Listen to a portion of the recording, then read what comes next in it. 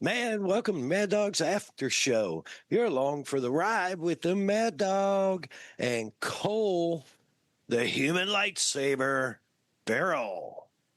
Hey, black flags only work if you stop. I decided to fly through the air and live in the sunlight and enjoy life as much as I could, and that's just what I'm doing.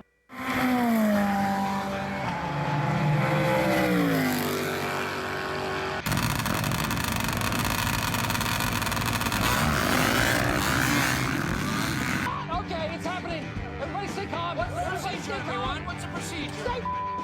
Man, I am so stoked for this one, dude. We got a biggie coming. I'm stoked. But of course, first, we can't get there without thanking the people that got us here. And that's, of course, Kicker Performance Audio, Assault Industries, Bomber Eyewear, Cole, the Premix Podcast, Hi. making things happen, Shutter and World Media, and Hey Geeks Marketing. Thank you all so very much. And while we're thanking people, of course, we could not and would not do this podcast if it wasn't for the brave sacrifices from the men, women, and families that surround them, of our armed forces and our first responders. Once again, could not, would not be doing this podcast without those brave men and women. Yep, absolutely. And of course, a huge thank you to the families of those that gave all, the KIA, MIA. Thank you so very much for your sacrifice. With that, woo, boy, here he comes. The man who needs no introduction. Yeah. Let's just get into it. Hey, man, let's do it. Like I said, and like Cole said, no introduction necessary, but we're going to do it anyways. Ladies and gentlemen, Rob Muzzy, the one and only. Man, I'm so glad you're here. It's so great to see you. Well, it's been a while, and I'm glad to see you too. You look good. Well, thank you. You look good too. Doing what I can, you know. It's like you, just keeping busy, right? So, Yeah. I mean, for some of our listeners who've been living in the dark forever and don't know who Rob is, Rob Muzzy, probably best known for how many AMA championships you have, but like 21, I believe. I'm not at least 21. Yeah. I've forgotten now, but when Jack did that interview, he said 21, and I was thinking, well, God, I thought it was more like 28. But anyway, It very well could be. I didn't go back and count, and I didn't even cheat and go to your Hall of Fame bio and read through that. I'm just gonna kind of send it by memory, and I know it's a bunch. And the you know the one thing that a lot of people don't talk about is, they talk about those championships or the was it 93 World Superbike Championship, you know, but they don't factor in how many two-wheel sports as a racer, an engine builder, a crew chief, or a team owner that you have won in or had championships in. And I mean, it's unbelievable. I mean, everything from, correct me if I'm wrong, but you've won in speedway as a racer, flat track as a racer, I believe, right? Flat track. yeah. Yeah, flat track as a crew chief, engine builder, and team owner, with a bunch of different brands, I think. Let me see. World Superbike, American Supersport, American Superbike, which now would be all of Moto America, I guess they call it, and Moto GP. What am I missing? Um, well, actually, I think I am the only one that has won national championships in motocross, dirt track, road race, and drag race. Yeah. Well, and you have personal wins in drag racing also. Um, way back. And I want to get to that story at some point because that is an amazingly good story. The one thing I missed, I have a cheat sheet, but I left it so far away I can't read it. Desert. I would bet nobody knows how many desert like score Baja wins you have as a engine builder crew chief. Um, I'm not sure either. I know I have both a Baja 500 and Baja 1000 victories, Yeah. but I don't know how many of each. But at least I know I have at least one in each of those. Yeah. That's almost all of them. There's not much we're missing on. I know hill climb I never did. Yes, I don't have any in hill climb. yet. Well, yet, yeah, there you Yet. go. You know, Uh, you never. I know some guys that are hill climbers back in the Midwest, and they may listen to this and go, I might need that Muzzy power to get up the hill. You never know. It could still be there. well, anything's possible. I still turn a wrench every now and then. Yeah, I know you're still turning wrenches, and you're working with Ryder Van Beekum, who Yeah. just I think won his first championship this last year in a side by side. No, well, that was the first championship that he won where he built the motors also. Wow. Yeah. Yes. Uh, and I didn't even mention side by side because I've got championships in a bunch of different classes in the off-road racing, Yes. from 170s up to turbo Can-Am thingies. Yep. Well, and in um what 2015 as a sponsor and engine builder, you were building engines for RJ and Ryan Piplick and Mitchie, and I took a picture of the record I kept that year, and at the end of the racing season in 2015, you had you and Muzzy's Performance had 15 championships in side by sides. Wow. Now, see, I didn't even know that. Yeah. Yeah. That was it just in 15. But, you had, I mean, some of the guys that we worked with when I worked for you, like, think of RJ and Ronnie and, Mitchie and Seth Quintero, Sarah Park, um, Sarah Price, I'm sorry.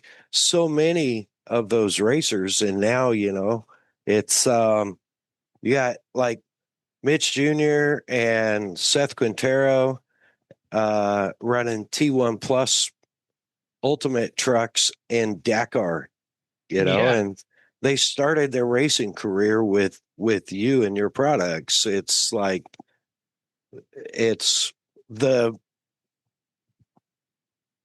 the impact that you have had, I think, like, is so large. I don't even know if a lot of those guys I've stayed in touch with very closely, and I don't know if you realize even the impact that you've had across all of motorsport, um, over the years. So it's pretty impressive for sure. Well, I've been very fortunate to be able to work with so many really talented drivers. You know, it's it's even hard for me when I get to thinking about it or talking about it, you know, and looking back, that it's just incredible that I've been blessed with not just riders, working with so many good people. I mean, you know, there's a lot of guys that worked on the race team that went on to uh, do really good things. Yeah, for sure. Yeah, and the guys that you worked with, I mean, that was just off-road guys. The list of pure talent that you worked with on the motorcycle side is the list is 10 times as long on the motorcycle side, you know, whether it was road racing or flat track racing or um you know, motocross, desert racing. Uh, man, there's so many. If you put a string of the 50 best riders ever in the world, I would bet 30 of them at least have ridden for you over the years. So it's like, it's incredible. Yeah, it's been quite a ride. Yeah. Well, so where did, you know, I know the answer to this, but where did this all start? Like the whole motorsports thing. Um, was your did you grow up racing? Did you just decide I want to do cool shit? I mean, Well, I first started racing, actually drag racing at Lions Drag Strip back in, I don't know, actually, I first started drag racing in, I think, 59. wow. Uh, and then, you know, the 60s, I raced drag racing at like I said, Lions Drag Strip and Fontana in California. Yeah. And then I decided I wanted to try scrambles racing, dirt track racing. So I started doing that and, you know, kind of followed the progression along there, got my novice pro license, AMA, and raced at Ascot and a few of the other places. And I mean, by that time I was getting old. I was probably early 20s. and and kind of the Ascot Park was quite a track. I mean, if you raced at Ascot, you were dedicated. And the year that I was a novice there was a few novices that died. And when I got enough points to go up to the amateur class, and as a novice, you were limited to 250s. And then when you got your amateur license, you moved up to the big bikes, you know, Triumphs and Harleys, etc. And I kind of figured, you know, I don't think I'm that serious. I'm not going to commit, you know, to probably riding that hard. Of course, I was married and I had a young child. And so that's when I kind of quit racing. And somehow or another, I don't, you know, what I remember is a few guys wanted me to build motors for them because my bikes were always fast. And so I did, and that just kind of started building stuff for other guys, and then went on to making the exhaust systems, you know. Yeah. And it just kept going, you know. That's That's crazy. You barely touched on the drag racing part, but I've heard an in-depth story from you. Um, that's one of my favorites was, uh, correct me if I'm wrong, but you were the first person over 150 miles an hour in the quarter mile. Yeah, that was back in 59, I think. And I rode a bike for a guy named Crazy George. Robert George was his name, but he was known by everybody as Crazy George. And he built this fuel, top fuel bike, which was a Harley, with one of the engines out of the Brute, which held the land speed record at that time. It was a twin engine Harley Streamliner. And we went to, I don't remember now whether we did that at like Santa Ana or if it was at Bakersfield, but somewheres we clicked off a just over 150 speed. And at that time, nobody'd gone over 150. About a week later, a guy named Jazzy Nelson in a rail, a car, went just faster than I did. And of course, it's gone a long way since then. Right. Yeah. But that bike was, I'll never forget riding that bike. It was a 3-speed, and you had to shift it with your hand. And it had like I don't know how to explain it, but a gate. So you put it in first gear and left the line.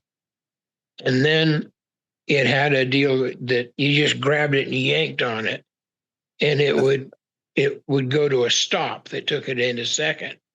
And then you had to lift up that little gate so it would go into third. And of course, they didn't have big slicks then, and they didn't have wheelie bars. So basically, the thing would spin the tire halfway down the track. Wow. It was a harrowing experience.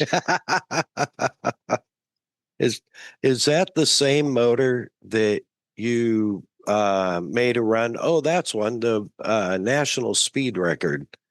You've only tried that once, you told me. Yeah, I went to Bonneville one time with the same bike. Yeah. With the same bike. And I got the thing up into high gear. And it was the scariest thing I've ever done in my life. That thing had so much power. And anyway, and it was just that kind of it was a Harley, so, Yeah. And it would rev. Was the big secret those guys had at that time. And anyway, the thing was just kind of like throbbing and going faster and faster. And all I could think of was, come on, I hope you get, run out of power. And just about the time that I was seriously thinking about rolling the throttle back, boom. And all of a sudden, something comes flying by me. Well, it turns out it was the crankshaft. And it blew the entire front of the motor off. I mean, just the rear head and cylinder and back half of the case was mounted to the bike, and everything else was gone. That was my only time at. Oh, anyway, but I went through the traps at 150. Wow. With half the motor gone. Half a motor. Coasting, yeah. That's amazing. That's wow. I mean, just that. There's like that history is just crazy, because now you look at the guys that run the Streamliner bikes and the world record bikes or speed record bikes and drag bikes, and you think about shifting by hand, it's like, Well, you had to and you had to reach down behind you to grab shit. Yeah, the shift lever was connected to the transmission. It wasn't like up someplace, So it was behind your leg. It was behind your leg. So you had to let go of the bars at 130 miles an hour to shift, Yeah, spinning the back tire. spinning the back tire. Wow. That's I've heard that story a couple times, and it just never gets old. I mean, I picture it in my head every time, it just unbelievable. But so from there to the dirt tracks, um, is that when you started building motors and stuff? Is that when you went to Kawasaki, or is that when you went to Honda? No, my first factory job was with Kawasaki, and that's a number of years. That was about 1974. So, actually, my first actual uh, business thing was I partnered up with that Robert George guy, and we had a little shop in Culver City, California. And he was the engine builder, and I was the chassis builder. Huh. Very few people know that I actually did that, but I built the chassis, and which is what helped me, of course, when we built the chassis and stuff we did at Muzzy's Right. many years later. But in any event, we ended up getting in a disagreement, which a lot of partners do. And he threatened to kill me. Whoa. So that dissolved that partnership. Right. And I went back to working like a normal person. But anyway, no, Muzzy's actually started, as the business, not just in my backyard, Right. in 1974 in Oregon. And I actually had more work than I could do. Wow. But the economy got really bad, if you'll remember. I don't remember exactly what year it was now, but somewhere's in the late 70s. And although I was busy and had had motors all over the place, I just got worried that, well, people can't afford to eat. They sure as hell can't afford to race. And decided that, well, if I'm going to do this race stuff, I should try and do it somewhere that I'd have reliable work, well, I can't think of the word right now, but anyway. And I saw an ad in Cycle News where Kawasaki was looking for a mechanic. And at that time, I knew Steve John. I had met a bunch of guys that worked for Kawasaki. And so I called up Steve and said, hey, what are you guys looking for? You looking for a parts changer, or you looking for somebody that's, a real mechanic? Right. And he said, oh, no, you're perfect. You're exactly the kind of guy we need. So I called Gary Mathers, who was the manager at that time, and told him I was interested in the job. He asked me some questions. I gave him some background. And he says, well, can you get me a resume? So I got a resume, and I got a bunch of references from, like Ken Clark, who was the race manager at Yamaha, who I had worked with. Got one from Mert Lawwell, who I had worked with. And I don't know, a couple other guys. And sent those to him. And he called me back and said, well, I got your resume. He said, I'd really like to talk to you. Can you come down here tomorrow? So I flew down to California, met with him, and and he hired me. So that was how I got into, I mean, that's really the beginning of the whole thing. Yeah. And of course, we had really good success. And Kawasaki gave me all the credit. Eddie Lawson gave me all the credit. And that's really just was the beginning of it. So, of course, what I thought was my secure job at Kawasaki,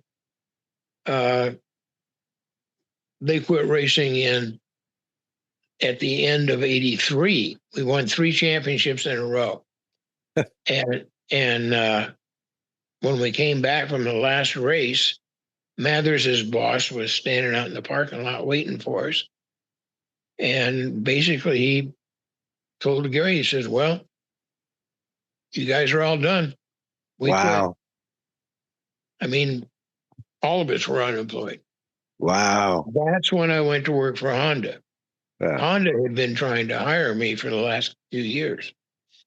And when they brought the dirt track team in-house, they really needed somebody to kind of give direction to that. So my actual title at Honda was crew chief R&D Honda Racing. So I was the head of R&D for all the racing.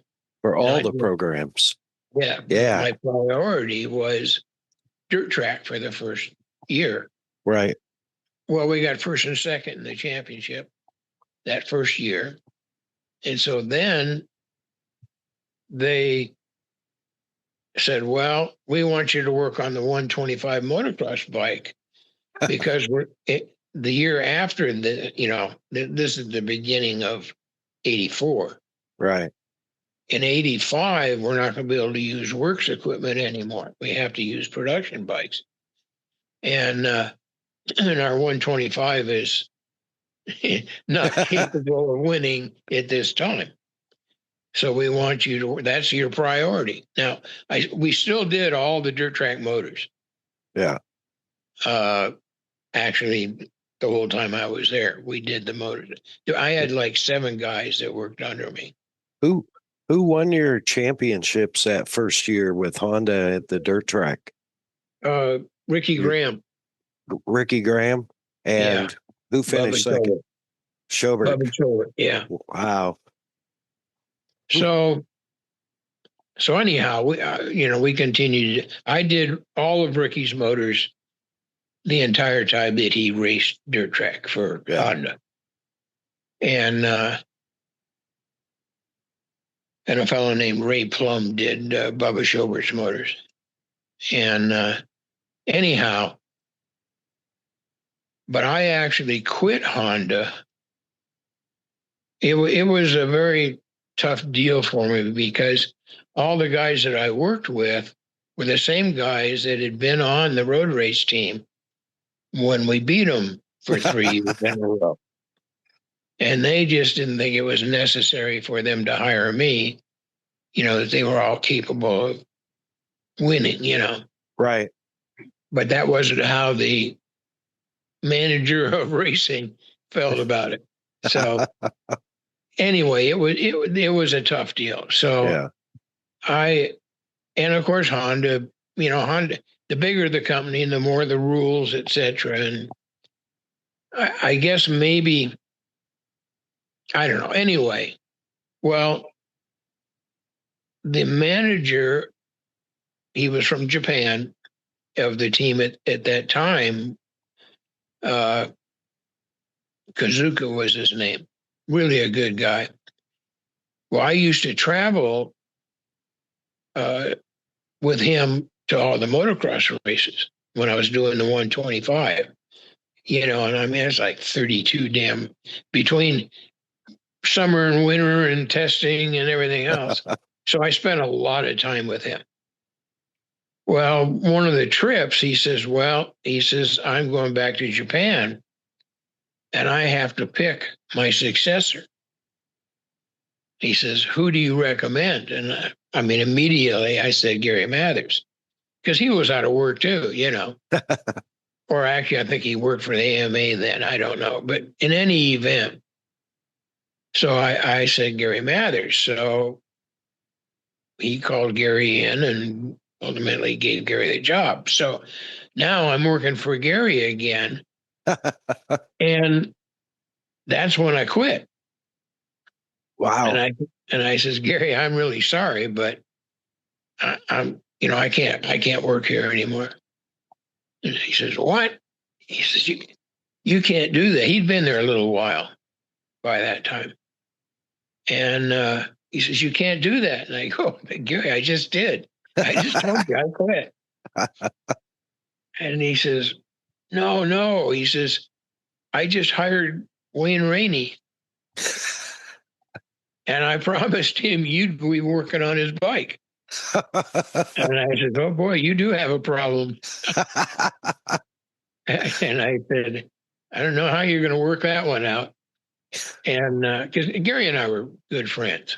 And anyway, so he says, well, what's the real problem? And I said, first of all, I can't go along with some of the conditions that Honda as a company demands. They just don't understand that racing is not the same as working in the warehouse or, sitting behind a desk. And anyway, so he, a little while later, came up and he says, all right, how about if I make you an independent contractor and you won't be an employee anymore. You won't have to meet any of those rules. All you got to do is fulfill your contract. And I said, well, that might work. So that's how I ended up staying for 3 more years until Honda quit racing because the economy never did get better.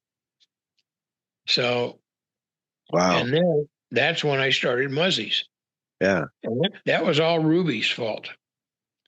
When they told me they weren't going to renew my contract at Honda, I came home and I said, well, I'm unemployed, Ruby.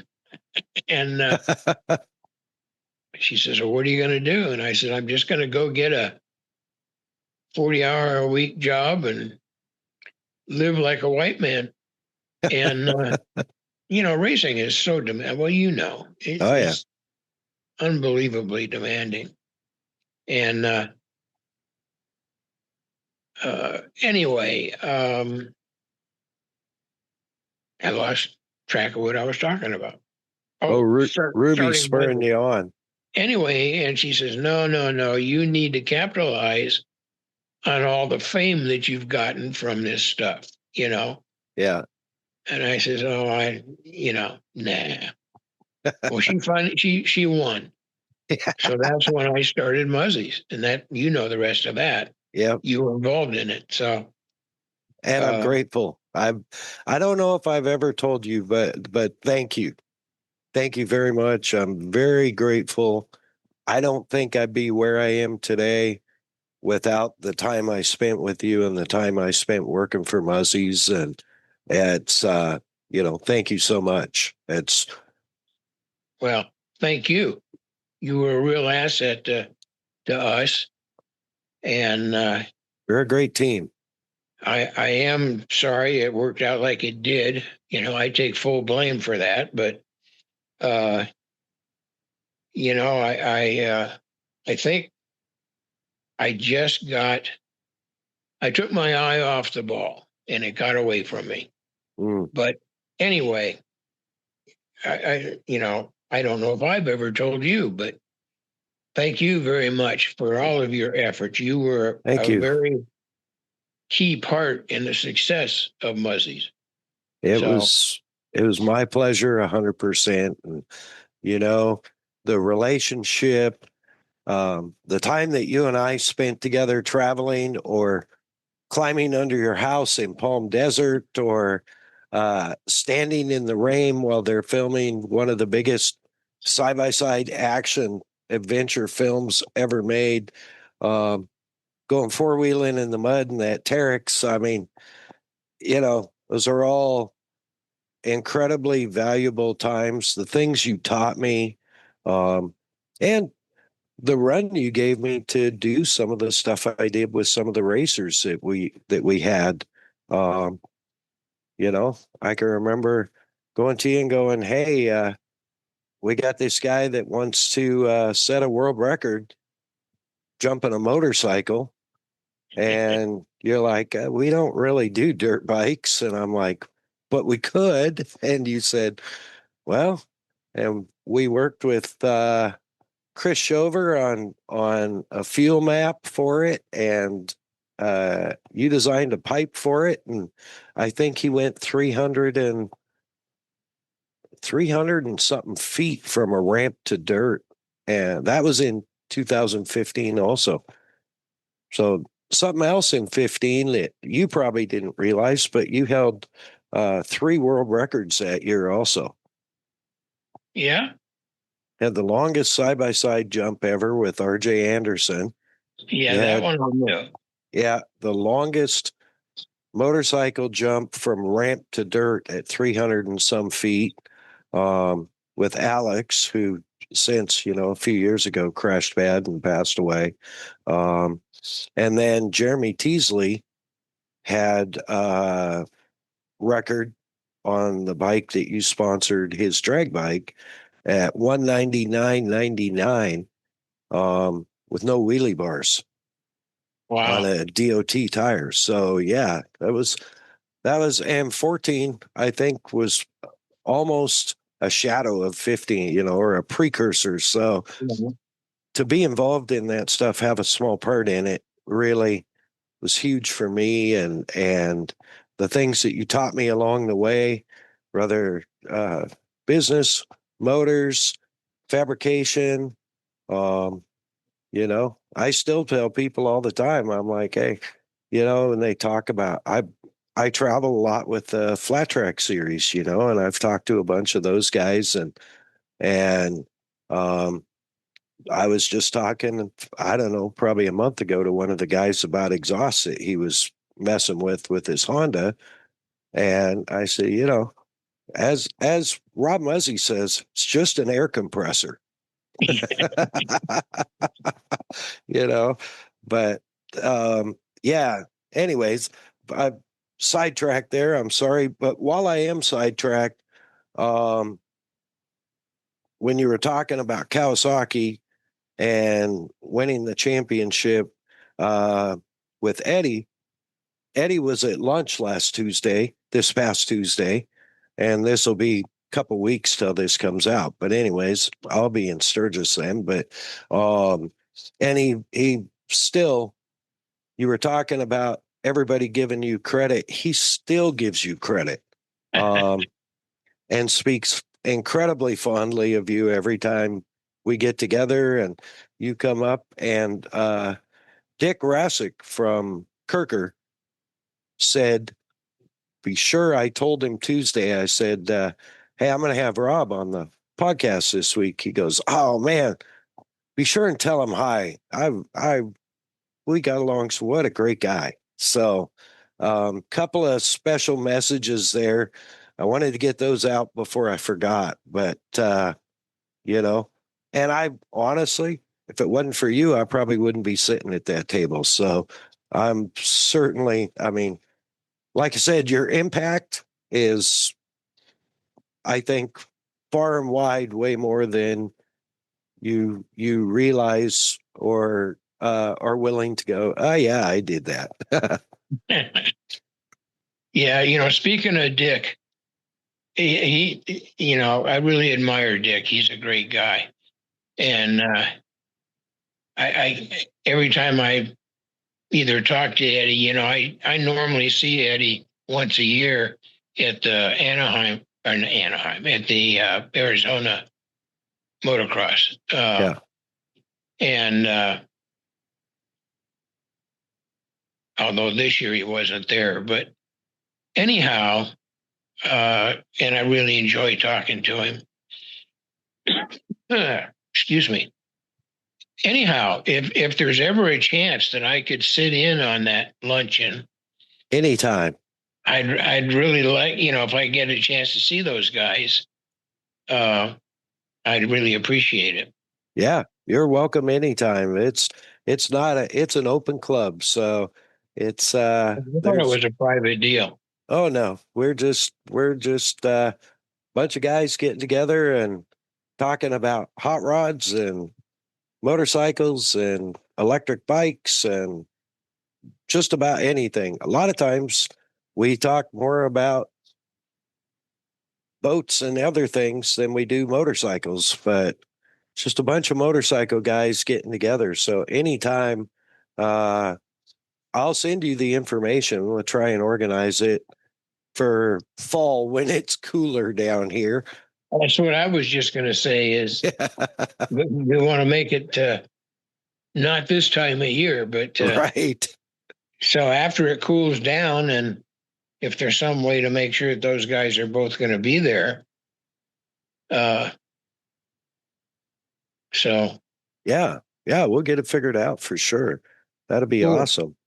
So, but I pulled you away from your story so Ruby pushed you into starting Muzzy's Right. and you just took the ball and ran with it. You were in Hesperia then, weren't you? Yeah, I was in Yeah. Hesperia, California, and we started with one of those little, I forgot what you call them now, but where they have a bunch of units that they rent out, and people do all kinds of stuff with them. And I think Yeah. they're on average maybe like 1,200 square feet a unit or something. And we started out with one of those, and I had 3 employees, including myself. So me and 2 other guys, and started in. And it was, well, to me, it seemed like it was kind of slow growing, but it just kept getting bigger and bigger. And we got the unit next door and then the unit next door, and finally realized that, gee, maybe I should buy something instead of paying rent to somebody else.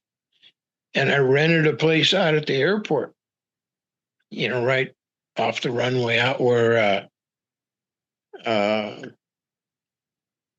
boy, I can't think of his name right now. He had a place out there. He did, XR's Only was the name of his business. And in a minute, I'll think of his name. Yeah. Old age, anyway. But he was out there too.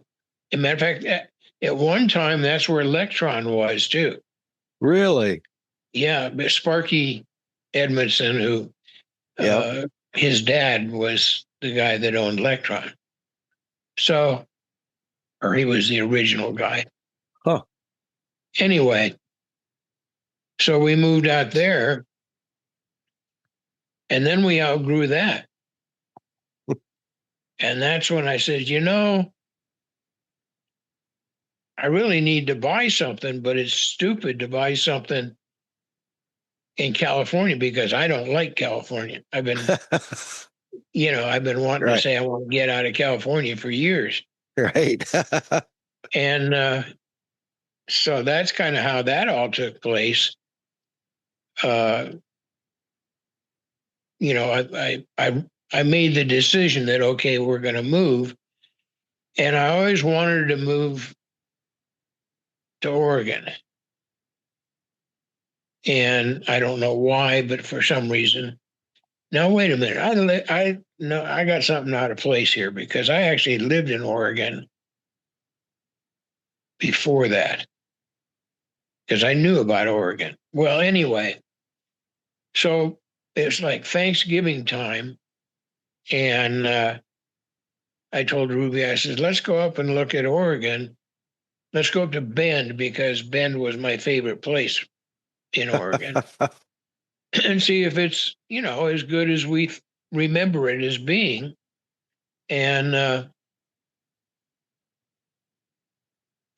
Oregon, because that's where I met Ruby. So that was way before. Okay. We're not going to go backwards, but right. anyhow, so we rented a place at Sun River and went up there for Thanksgiving. And while we were there, we started looking at property.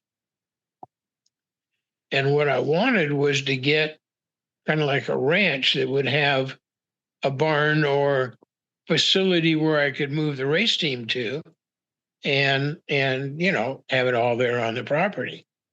Well, we ran across the ranch that Yep. you know about and ended up buying it. I mean, like, I was there for 2 days, ended up owning a ranch. Wow. So Yeah, that was an amazing facility. well, it was cool. It was exactly what I wanted. It was, I could walk from the house to work. Yep. And then, of course, I got really carried away with the horses. But now, see, there you go. I got actually, I might have more championships with the horses than the motorcycles. I've told people that, and I can never remember. It was Peruvian horses. Peruvian Pasos. Okay. Yeah. Yeah. I've told people that, and they look at me like, what in the hell are you talking? I'm like, I'm serious. The stud of all studs at one point, as I understand it. So I don't know a lot about that side of it, but I knew you owned. At one time, we had, in the same year, we had what they call champion of champions, the national champion, Mare Ann's breeding stallion. Wow. In the Peruvian breed. That's amazing. Yeah. That's quite a step from race bikes and, all that. Well, it's all horsepower. Yeah, well, it's true. That is true. There's somewhere in there, you got a pilot's license and bought an airplane too. Yeah, that was when I was working at Honda.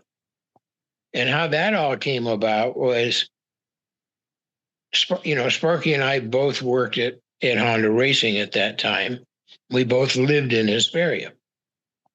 And it used to take us about 90 minutes to get from home to work on a good day. Yeah. On a bad day, you might not even make it either way. Wow. Because if it snowed on the Cajon Pass during the day and they closed it, you couldn't get home. Oh. Or if it snowed overnight, you couldn't get to work. So anyway, Sparky, we're driving back and forth and together. And Sparky was complaining about, having to drive. And I said, Sparky, why don't you buy an airplane? You could fly. The airport's right there. We lived right by the airport. And I says, hell, you got to drive 2 blocks to get to your plane. Jump in the plane, you'll be there in half an hour at the most. And so he's kind of thinking, oh, yeah, that sounds like a really good idea. Well, at the time, I also had the boat. I lived on a boat for a while. Yeah. And I still had the boat. And we were staying down there. And one of my neighbors that lived on, no, he didn't live on his. He just kept it there. Anyway, he invited me over to his boat for a drink. And we proceeded to get drunk. We're both complaining about stuff that we have that we need to get rid of. And I said, well, I got this house in Oregon I still got to get rid of, and da-da-da-da. And he goes, well, I got 2 airplanes and I don't know, something else that I got to get rid of. And I said, oh, what kind of airplane you got? He says, well, I got a twin engine, da-da-da, and I've got a little 172. And I said, oh, crap, that's exactly what Sparky needs is a 172. So I asked him all about it, and he says, he tells me. And so, the next day I tell Sparky all about it. Well, apparently he goes home, tells his wife. His wife says, bullshit, you're not getting no airplane. So then I got to thinking, well, wait a minute. If it's a really good deal for Sparky, why don't I just do it? So I called up the guy and said, hey, can I come see your airplane? And he says, sure. So he had it at Orange County Airport. So we kept it. He says, yeah, come out tomorrow and we'll go fly over to Catalina and get a hamburger, a buffalo burger. And I said, all right, cool. And this is when I was a contract person for Honda, so I could come and go as I pleased. Right. I didn't do anything everybody else did. And anyhow, so I met him and we fly over and have a hamburger. And he says, well, here, why don't you want to fly? I'm going, well, hell, I don't know how to fly. And he goes, all right, it's easy. Just here, take the. So I flew along for a while. And I said, oh, hell, I'll buy it. So that's how I got an airplane. So we come back and I own an airplane, but I can't fly it. So I'm going, well, okay. So I got an instructor who was at the Compton airport, which was right next to where Honda was at that time. I mean, it was like a couple blocks away.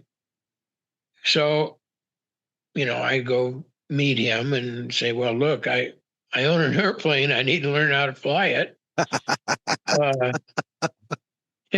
And